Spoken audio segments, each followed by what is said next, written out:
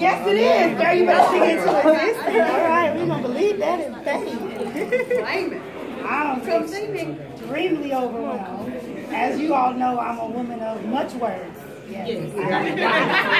A lot to say. So it takes a lot to be speechless. That is my new law. When you preaching at your church, when you say amen, you say it right. Amen. Agree. Yeah. But you got it honestly. honestly. Before I go into anything, I want to say thank you to everyone who made the time to come out today, even the people who left, anyone who has purchased my book, anybody who has supported me in any kind of way. Because you didn't have to do it, number one, and especially today, the weather is horrible. It's raining. You know, I want to stay home, so I'm sure you want to stay home. But I just really, really, really, really, really appreciate every single one of you. And this moment is really, really divine. People who do know me, I am borderline what they call or label OCD. Because I have to have stuff in certain kind of ways. You know, I'm very big on, when it comes to events, time management, starting on time, doing stuff on time. And sometimes stuff doesn't go the way that you plan. You know, and it's okay. And what I was really grateful about today is I really had people around me and supporting me that understood, like, it's okay, girl, like, it's your birthday. Like, I'm like, no, we're supposed to be, you know, no, I need to. But because the thing is, I value your time, because and my pastor, he has really pushed this whole being integrity field. And when you do something, number one, you do it with excellence, but you do it at your word. And you value people. And you value people that value you. And so today is a milestone for me, because it doesn't seem like a lot. Some of you know people who have published books. I mean, you guys buy books all the time. You know, you go to Barnes and Nobles and you purchase items out of a bookshelf, right? And people purchase books normally to make money. They're trying to get a revenue. But for me, this book is really more so a message of my life. And it's a message of the place of where I came from and the place of where I'm going. Literally, today, December 9th, is my birthday. 36 years old, and I'm very, very grateful for today. But literally last year today, 2017, I was in a very, very, very dark place. And I think both of them knew, because we had made birthday plans. We were supposed to go out to dinner, you know, like you do with your friends. You're going to go celebrate. And last year, today, I was literally in my living room by myself on my couch, sick. Sick physically, where I was throwing up because I was in physical pain. I think I might have had the flu. I don't even know what I was sick from, but I was emotionally ill. And I was mentally out of place. And those of them that are close to me, that came from either my former ministry or know me like as a friendship, they knew the place where I was at on the surface, but not really knowing where I came from deeply. And so the book that you guys have and the book that I wrote is really a compilation of the last few years of writings that I did, battling depression, battling anxiety, and being suicidal. A lot of, even my family members don't know that I tried to commit suicide 2 times in the last 2 years. Last year, November 6th, I got into a physical abusive relationship. Fractured my knee. Walked around like, oh, I just fell. You fell and fractured your knee? How you do that? Like, that didn't even make sense. It was so bad. I was afraid that I was going to get killed. I had people who were mad at me because I dissipated, like, you got a new boo, you in a relationship. And I wanted them to reach out to me because I literally was about to die. But they didn't know that. They just thought, oh, she doing her thing. She just disappeared. She good. But not being able to really, really reach out. And at the time, I was in my ministry, but not going to church. and I was visiting another ministry. And at that time, the advice that I got was, oh, you guys can work it out, and, you know, it can be good. And I'm like, really? So I'm sitting in your living room with this swollen knee, and you talking about working this thing out? And I'm like, oh, okay, cool, yeah, oh, yeah, it ain't gonna work. So I went literally the whole month of November last year trying to figure out how I was going to get out of this situation because I had my children to take care of. And I remember Kia coming to my job because we're best friends and we talk, but you get disconnected from people. And she just knew like something's just not right. I don't know what it is, something's not right. So she came to my job one day and she was like, what's going on? And I said, yeah, I gave a little bit, but not all of it. Just kind of touched the surface, but not, I didn't need you to know enough. So if I text you, you get some information, something's not really completely right. And so at that moment, I was like, God, I got myself into this. Because we get ourselves into some stuff. It ain't the devil. He ain't trick you into it. You yourself got yourself into some stuff. Without his help. Because he's like, I didn't do that one. They blaming me, but that wasn't me. That was really them. Like, I did that one over there, but I didn't really do that one. And what I realized, what happened, and I like everybody said, the one thing I do talk about is I do talk about transparency. I do talk about being real, and that's just me. Like any of my students know, if you come to me, any of my friends know, like I'm gonna be real, I'm gonna give you what I got. And the thing is, I was like, a month before, October 2017, I was talking to somebody. I said, I've been to sexual assault, I've been through abortions, I've been through fornication, I've been through divorce, I've been through adultery, I did all that. And I was like, I've never been through physical abuse. I literally said this. I'm like literally talking to God, like, I ain't never been physically abused before. I don't even know how that feel. And so I've heard people say them trying to get out of a relationship, and I be like, just get out. You leave. You getting hit, just go. Like, that just seems simple enough to me. And I like Tyler Perry. I watch his movies, and there was one movie in particular where she was really getting physically abused, and the deal was like, well, when you get tired, you get sick and tired, you're gonna leave. And so, there's a scene that I'm literally mentally going through this process. And when I was in it, it was so different because it's not as easy as you think. Because then you gotta strategize how you gonna leave. Like, you gonna take the kids and move from the country? Like, who you gonna tell? And if you try to leave, he might try to come kill you. And then he know where you go to church, he know where you live, so he gonna find you. You just can't disappear. I'm calling the refuge house. They gonna take the kids, they gonna put you, like, all this stuff that people don't really consider when people are going through, right?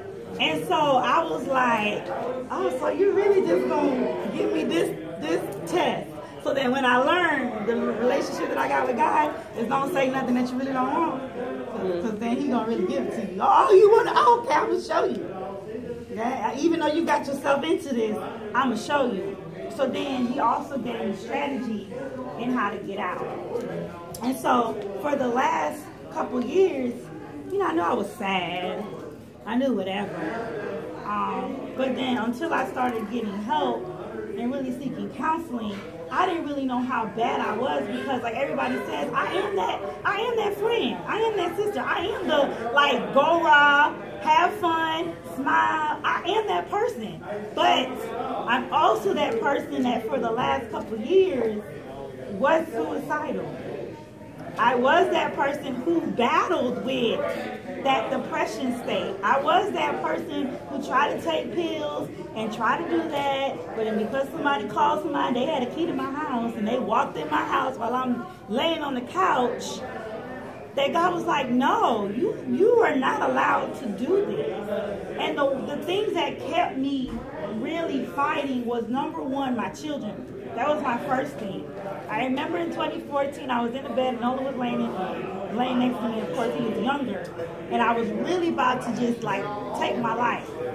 And I turned around, and Nola was laying next to me. And I was like, this ain't really wise to do. And he gonna wake up and see me laying next to me? Like, that's not good. You know, I had to think about my kids, number one. Then number two, I had to think about all of the people that were connected to me.